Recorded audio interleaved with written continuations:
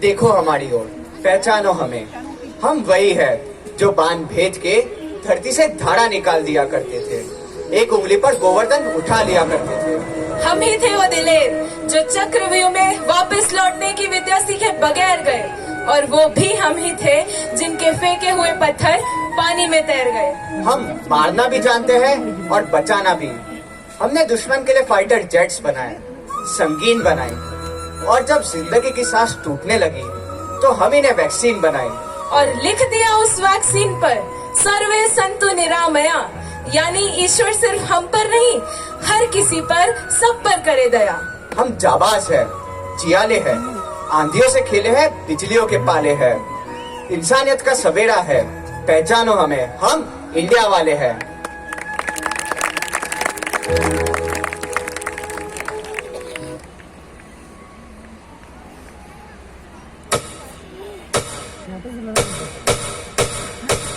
ये आवाज है एक शहीद फौजी की।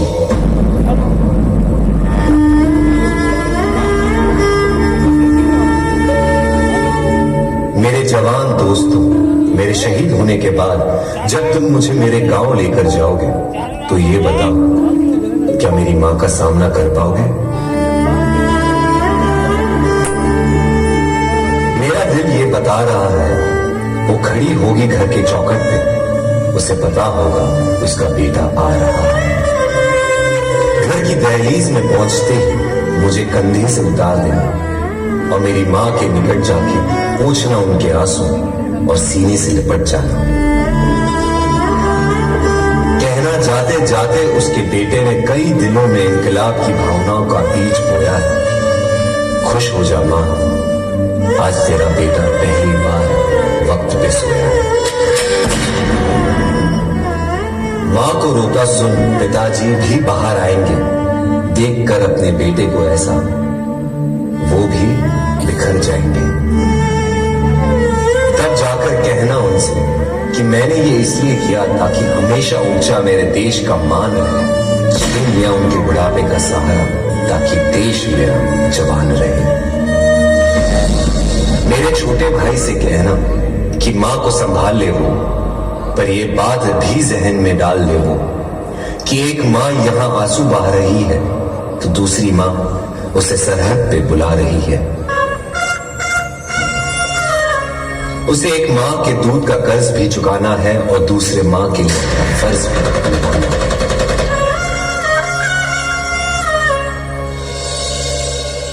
मेरी बीवी सहमी सी बैठी होगी, उसे कहना कि करवा चौथ हर साल रखे और तब तक रखे जब तक आसमान में चंदा है। तो क्या हुआ, उसका पति जिंदा नहीं, देश तो जिंदा है।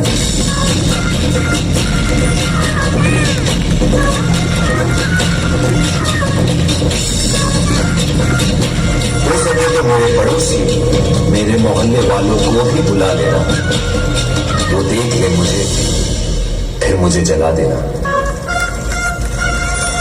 लेकिन मुझे जलता देख कोई आंसू मत बहाना, क्योंकि जलकर इस देश की मिट्टी में मिल जाऊंगा मैं। शहीद हूं, देश प्रेम का फूल बनकर दोबारा खिल जाऊंगा मैं।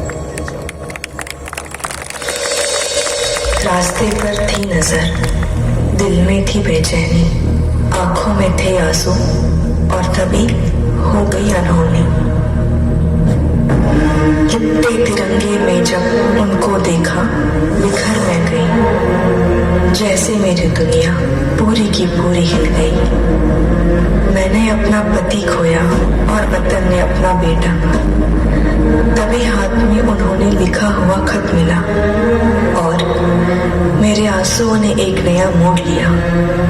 खत में लिखा था,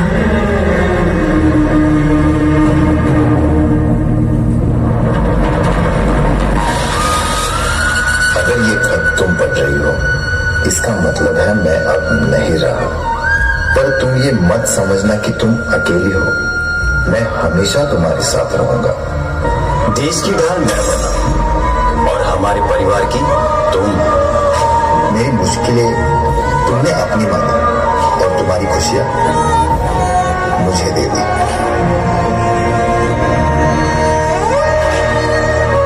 खुशी हो या गम, हर वक्त तुमने मेरा साथ दिया। बस एक बार फिर मेरे सपने को हकीकत में बदल देना। हमारे बेटे को मेरा सपना पूरा करने के काबिल बनाना। वादा करना मुझसे,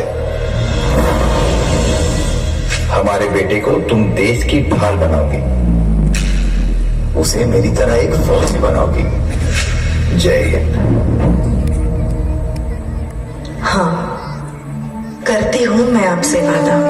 कितनी भी आए रुकावटें, कितनी भी आए मुश्किलें, मैं ये सपना पूरा करूंगी। मेरा बेटा फौजी है, ये बड़े फक्र से मैं कहूंगी।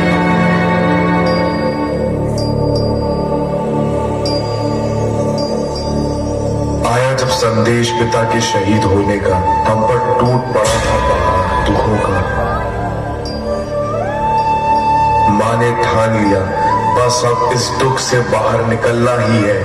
उसके दिल में थी आग हमें काबिल बनाने की, और मन में थी जिद पिताजी का सपना पूरा करने की। वो धूप में कर रही थी काम हम पर छांव रहने के लिए, हमको किया खुद से दूर हमें बेहतर जिंदगी देने के लिए। वो सहती रही सारे दुख और दर्द अकेली, ताकि हम कर सके अपना मुकाम हासिल। खुद रहकर तकलीफ में वो देखती रही हमारी मंजिल, और जब उस मंजिल को अपना मुकाम मिल गया, तब मानो माँ का सपना ही पूरा हो गया।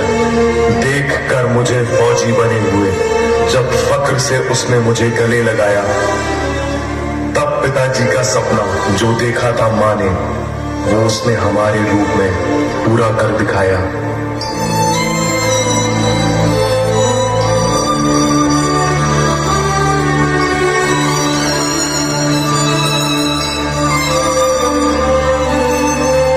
ना की थी परवाह उसने खुद की, ना उसे चाह थी खुद के लिए कुछ करने की, बस उसने ठान ली थी राह उस अधूरे सपने को पूरा करने की।